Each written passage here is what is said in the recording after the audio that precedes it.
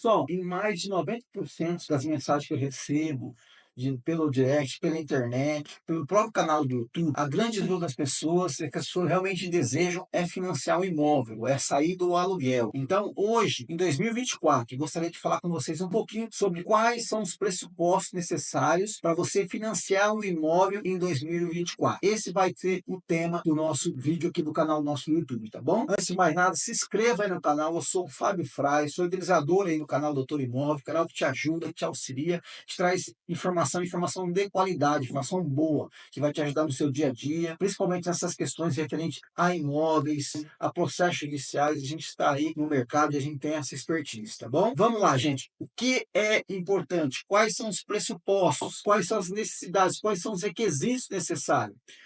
Primeiramente, muitas pessoas ainda têm dúvida se pode ou não pode ter o CPF com restrição para poder financiar o imóvel.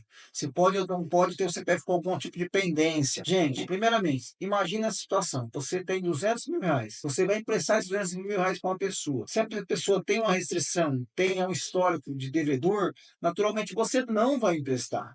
Então, é naturalmente que você, quando você vai pleitear, quando você vai buscar um financiamento imobiliário, você primeiramente tem que fazer esse trabalho de, talvez, nesse tempo, ter uma restriçãozinha, você vai lá, limpa, regulariza, deixa bonitinho, aí sim pleiteia o seu financiamento bancário, seu financiamento imobiliário. Como que faz isso, gente? A gente, aqui no nosso escritório tem uma assessoria muito grande nesse sentido, a gente é especializado, tá? A gente faz esse trabalho para vocês, desde pegar você para aquele momento, primeiro passo aí, está interessado em financiar, até o último passo, quando concretiza realmente o financiamento, a venda do imóvel, a compra, tá bom? Primeiro passo, então, gente, falamos aqui, qual é o pressuposto número um?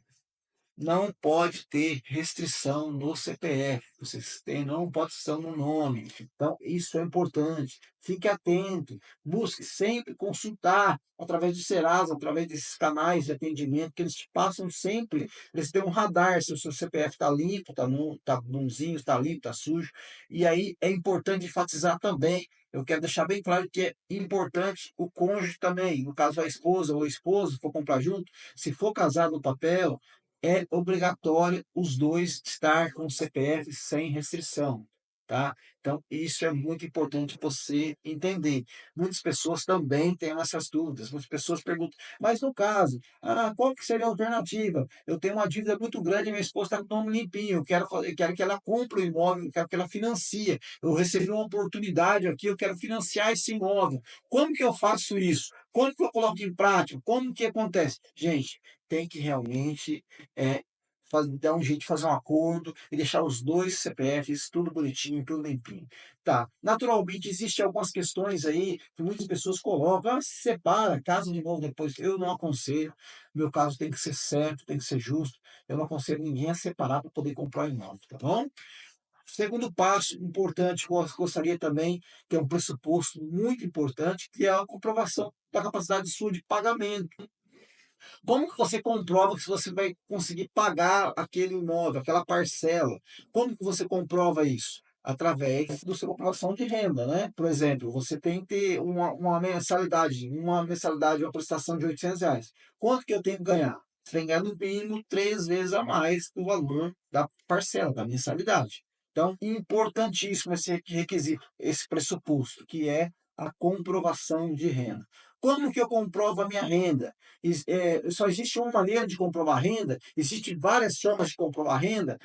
Vamos lá, eu vou enfatizar algumas questões importantes e eu gostaria que você prestasse muita atenção nesse assunto, tá bom?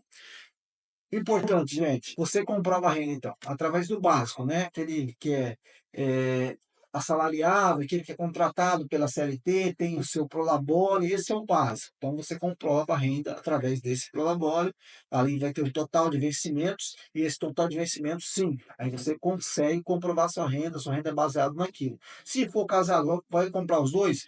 Tem sim que ser a renda dos dois, tá? Importante entender essa questão. Não tem como, se os dois têm renda, não tem como só colocar uma renda de um só, para a parcela ficar mais barata. Não, tem que colocar a renda dos dois. E isso é muito importante você já ter esse entendimento.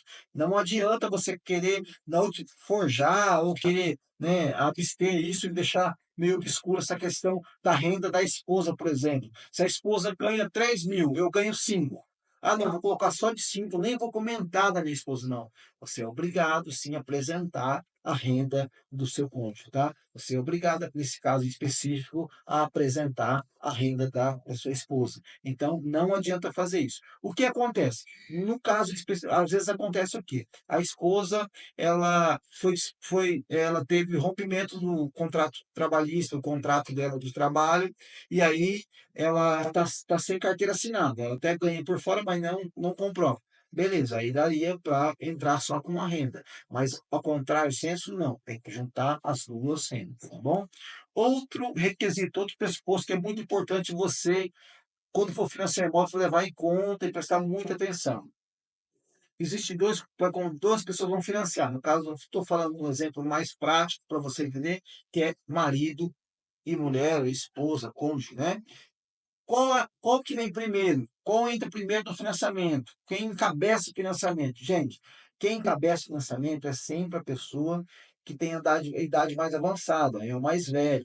Então, isso é uma questão muito importante que às vezes as pessoas acabam se esquecendo desse detalhe. Às vezes a pessoa tem 10, 15 anos de diferença um cônjuge para o outro, mas quem encabeça sempre é o mais velho. Não adianta você ter 65 anos e o outro ter 50 e querer que o outro encabece o financiamento. Não. Sempre leve em consideração nesses requisitos, é importante. Quem encabeça o financiamento é o mais velho. E isso faz muita diferença sim, tá, gente? Por quê? Porque uma questão importante, um pressuposto que a gente tem que sempre analisar, sempre levar em consideração e sempre salta aos nossos olhos é a questão qual é o termo. Até quantos anos eu posso financiar o imóvel? E aí você leva sempre essa questão de 80 anos. Então, se você tem 60 anos e vai financiar o imóvel hoje, você tem só 20 anos de financiamento. Então, naturalmente, o que acontece? Libera menos crédito e a parcela fica um pouco maior. Tá bom? Então, esse é um preâmbulo, essa é uma questão, eu estou explanando por cima, mas meu canal tem vários vídeos sobre esse assunto e tem o meu WhatsApp, me coloca à disposição de vocês. Se vocês quiserem tirar dúvida, também o WhatsApp é no 18996064820.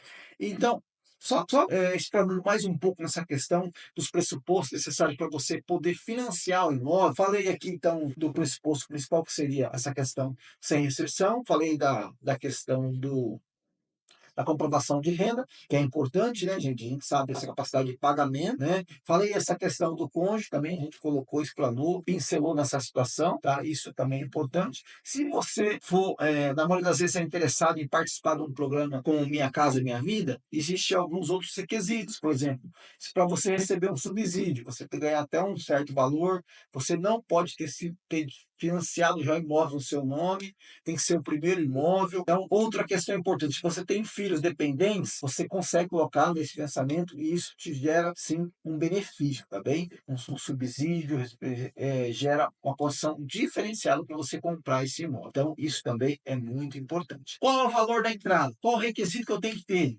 Se eu tenho que ter valores em dinheiro, em espécie, para comprar imóvel, gente, se você for financiar, depende muito do que você for financiar.